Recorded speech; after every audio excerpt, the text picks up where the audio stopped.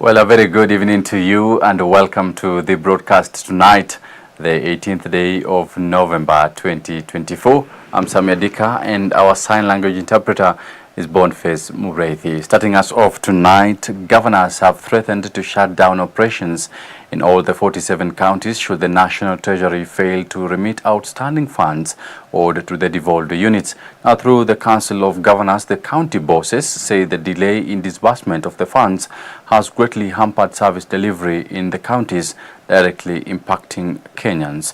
The governors are now staring at the Senate for help to pass the County Allocation of Revenue Act to resolve the delay in the release of the funds. As the stalemate over increase of county allocation to 400 billion Kenya shillings continues, the Council of Governors, led by its chairperson Wajir Governor Ahmed Abdullahi, now says all counties will shut down in 30 days if negotiations to have the funds released fail, as they are unable to fund their operations. We demand that the National Treasury immediately releases funds owed to counties, failure to which the county governments will have no option but to shut down operations completely. We cannot be in November, towards the end of November, moving to December, and are still talking of August and September release of funds. The governors further claimed that there is a scheme to undermine devolution, as the delay in the release of equitable allocation has taken 5 months since the new financial year began. Such actions are not only an affront to devolution, but an overt attempt to weaken and undermine the devolved governance structure as enshrined in the Constitution. The Council has that resolved to take precipitate action if the said impasse continues to subsist.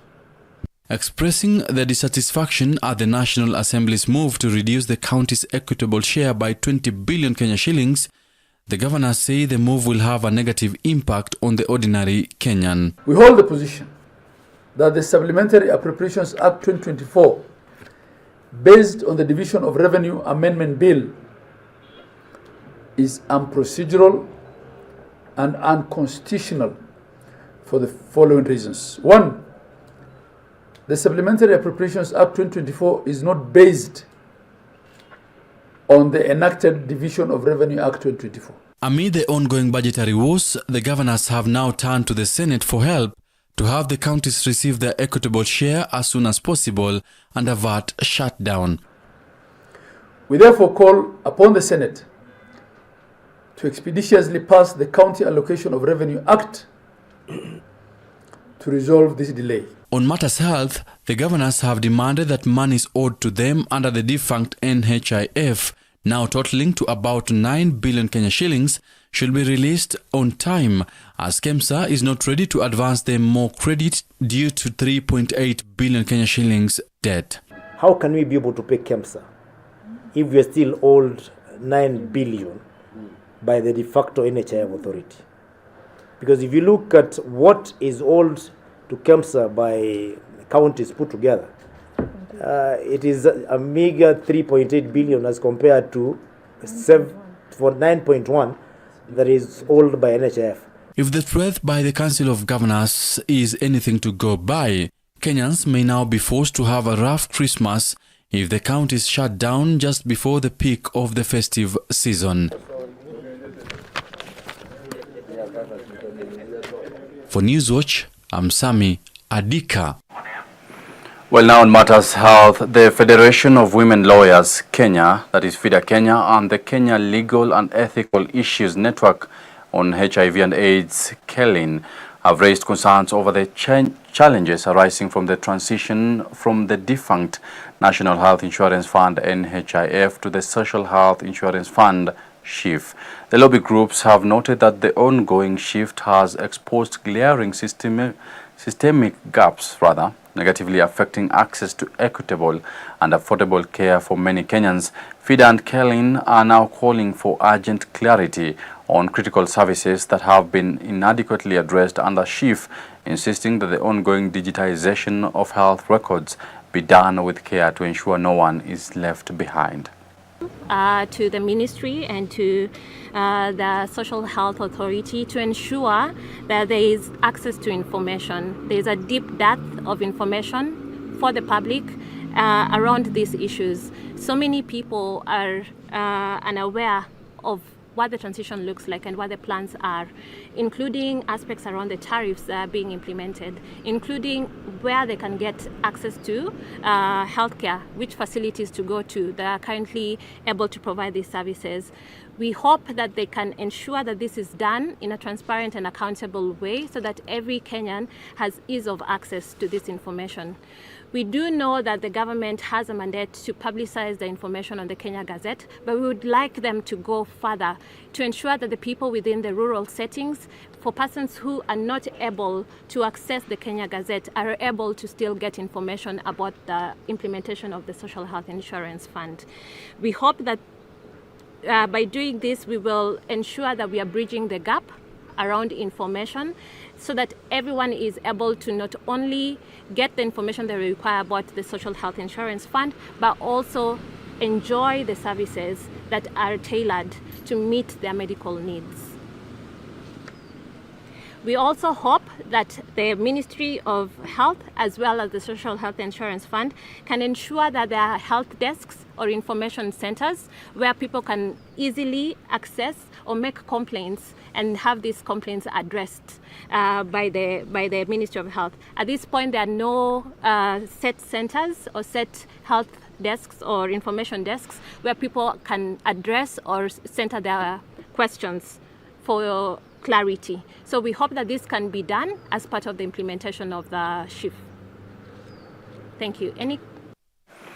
Now, Labour and Social Protection Cabinet Secretary Alfred Mutua has announced a national recruitment exercise for 21,000 Kenyans seeking jobs abroad.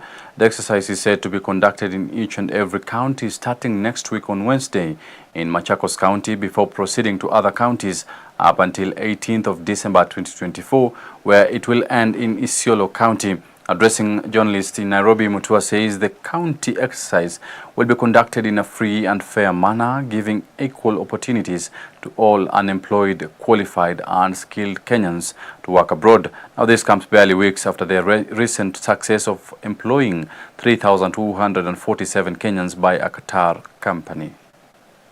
The rest of the recruitment will now continue early next year after we resume from the long holidays.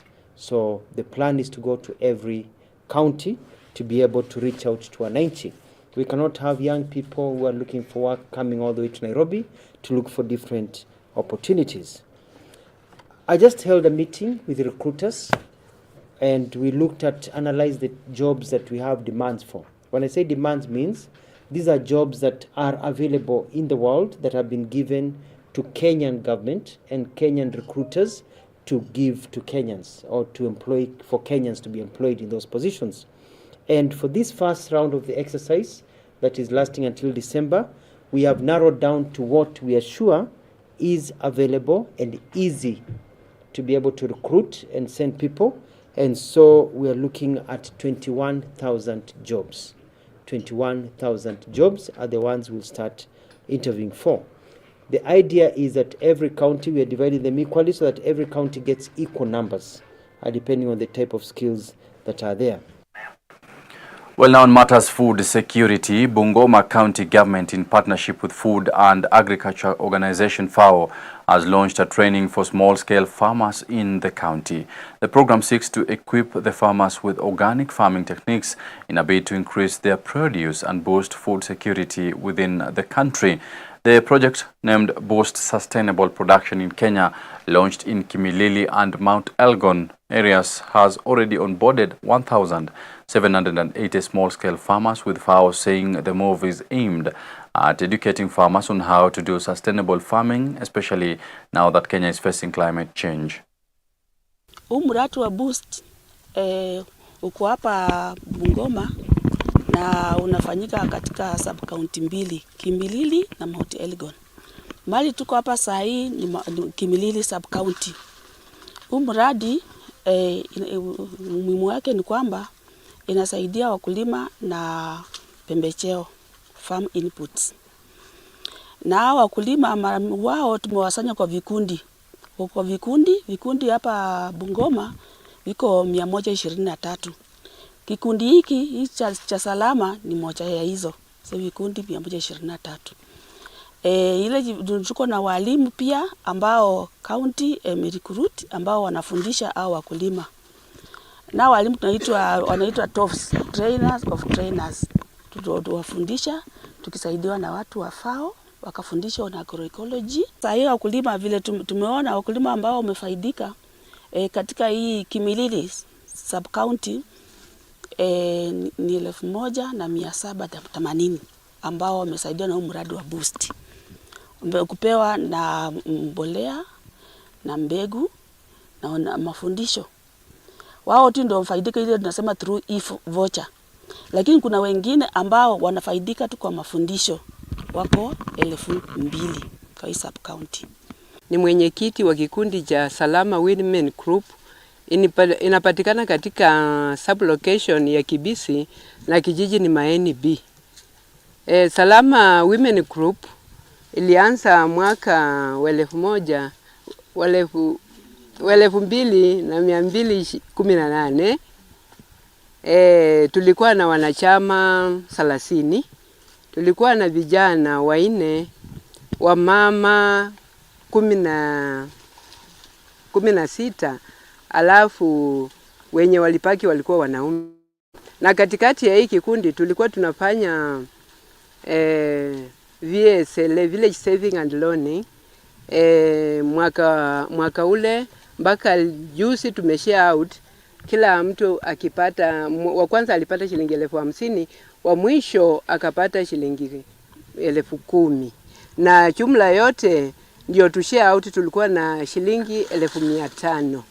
Na kuna wenye walikuwa wanapata pesa mingi kwa sababu walikuwa wanatoa shares mingi na walikuwa wanakopa loni kwa ukubwa. Lakini wenye walikuwa wanachukua walipata pesa kidogo, yeye au walikuwa wanatoa shares kidogo na tena hao kuwa na nguvu ya kuchukua loni mingi. Well, now shifting to Embu County, the Ministry of Education has decried a surge in cases of teenage pregnancies following the rise in numbers of candidates who sat for this year's Kenya Certificate of Secondary Education KCSE while expectant. Education Principal Secretary Belio Kipsang says they have witnessed increased incidences of girls sitting for their exams from hospital after giving birth, a trend he says will have a negative implication on female education in future if not addressed on time.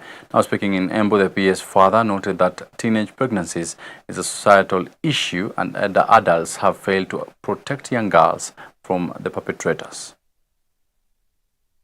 This year, better than any other year, we have run our examinations well.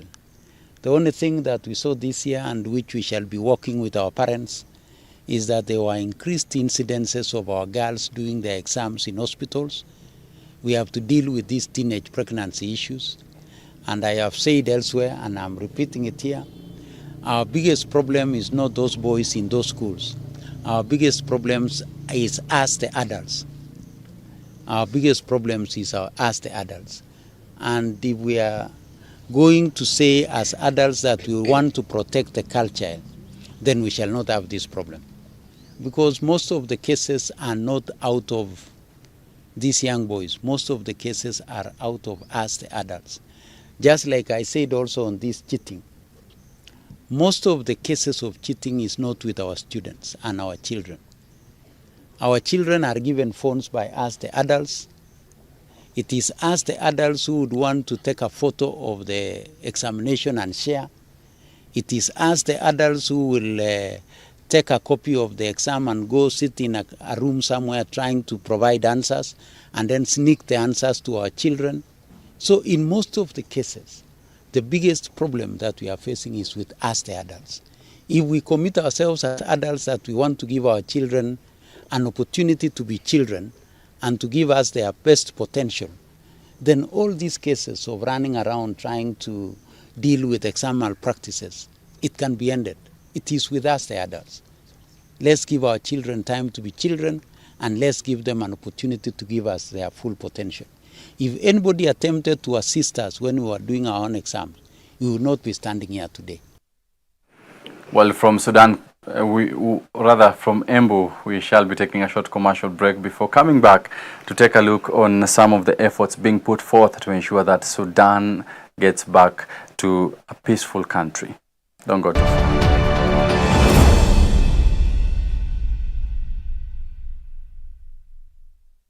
This week on Hope Devotion. Because when God envelops you, His fullness satisfies each and every need. This is why I love Psalm 23. The Lord is my shepherd. I shall not want. Join Pastor Brown as he shares the Word of God on the topic Hope for the Church. Many people are like Martha because Jesus promised that I'm coming to the house. He was told that your friend Lazarus is sick. Come to the house. And Jesus delayed. He delayed. And many people are coming like Martha, with dead things on their hands, and are telling the Lord, behold, look at the things which died because you delayed. You cannot wait on a God that you do not love. Let me tell you, if you are waiting on God and you do not love Him, please stop waiting. Please stop waiting. You're waiting. The reason why you're waiting can endure is because it is empowered by love. I'm waiting on you, Lord, because I love you. Start your day with hope every morning from 6 a.m. to 7 a.m. Hope TV. Look and live.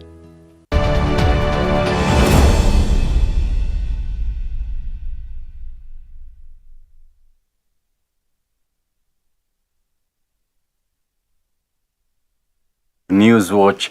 Now, the Rapid Support Forces RSF leadership has called for a ceasefire, peace and restoration of democracy in Sudan, saying they are ready to engage in talks that will bring back peace in the country. Led by the head of the negotiation delegation, Brigadier General Omar Hamdan, RSF reaffirmed its commitment to peace, democracy and humanitarian support, even as they highlighted the nation's challenges and their vision for Sudan's future. Now, speaking in Nairobi, RSF endorsed the Juba Peace Agreement and pushed for an inclusive political structure that aims to reflect Sudan's diversity, including marginalized groups of women and youth. As the war escalates, it threatens the regional stability. It threatens the regional stability and the international peace and security. The RSF recognizes that ending the war requires a nationwide ceasefire and a comprehensive political process to address the Sudan's deep-rooted issues.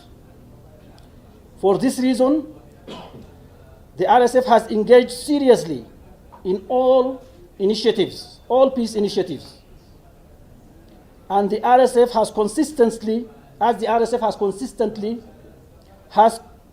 prioritized peace.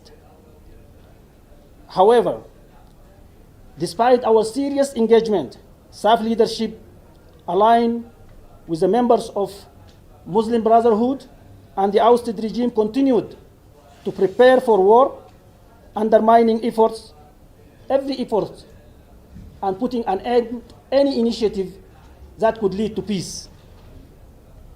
The RSF has made numerous initiatives, humanitarian initiatives and commitments that my colleague will go with more detail about that commitment regarding the protection of civilians and humanitarian assistance. The RSF unequivocally welcomes all regional and international initiatives aimed at achieving comprehensive peace and restoring Sudan's democratic transition.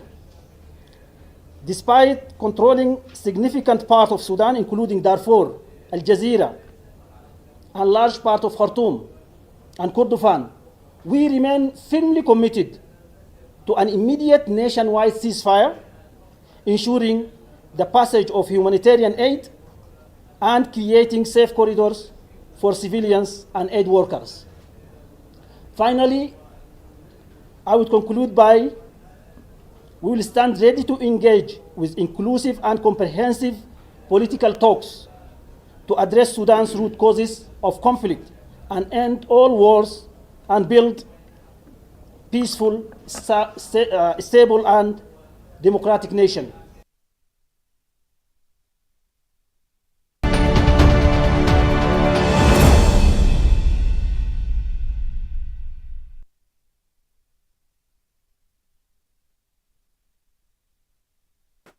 Well, now in matters of business, right there, the iconic Safari Park Hotel has unveiled its hotel and meal offers for the year 2024-2025 Christmas and New Year season. The annual unveiling saw the hotel located along Thika Road Superhighway light up its Christmas tree in a unique event attended by its patrons and partners. Now speaking at the event, Safari Park Hotel Management invited Kenyans to patronize the hotel during this festive season, saying they have meals and accommodation offers for individuals, families and groups that will be available in December into the new year. Business 2024 has been great. We can't complain. And all that we are asking our government is to keep peace. Hospitality business is very fragile. So if our clientele even smell trouble, they will quickly shift their destination. So all that we are asking, let them do what they do best and let us become the hospitable people that we are. Kenyans are known worldwide as hospitable people. Safari Park has set the standards. Safari Park is a brand. Everybody in this nation, most of the new facilities that have come up, you'll find that a big percentage, they have been mentored and grown from Safari Park. So we are happy and we are giving back to the society. We are calling our people to come and partner and celebrate together for the good things that have happened this year, and we are looking forward to even a brighter future. We will be here on 24th and 25th, that is the Christmas time, giving you African Christmas carols and also English Christmas carols. We also have African arrangements to accompany the Christmas carols. So we'll not just be doing Christmas carols, we also be doing our own arrangements which go with the Christmas season. And we are glad that Safari Park has given us an opportunity to be able to come and make that memorable time, that Christmas time. And this is the place to be. You cannot afford to miss to be here.